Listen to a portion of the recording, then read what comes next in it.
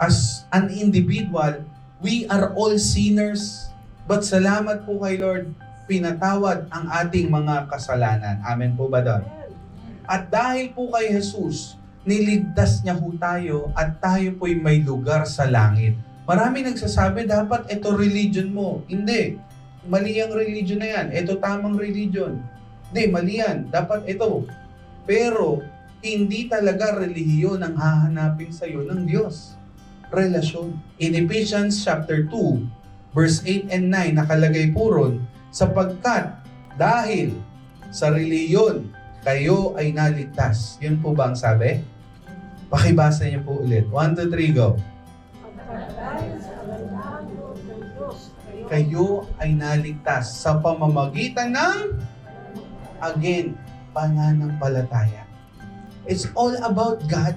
Wala po tayong part dyan. It's all about God. Ang kailangan mo lang, manampalataya. And ang karugtong po, pakibasa, at ang kaloob ng Diyos at hindi sa pamamagitan ng inyong sarili. Hindi bunga ng inyong mga gawa, kaya't walang dapat ipagmalaki ang sino man.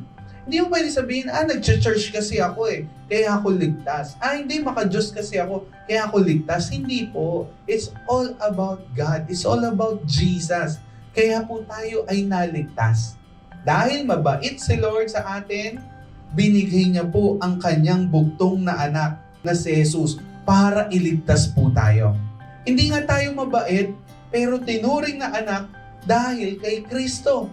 Once you surrender your life to Him.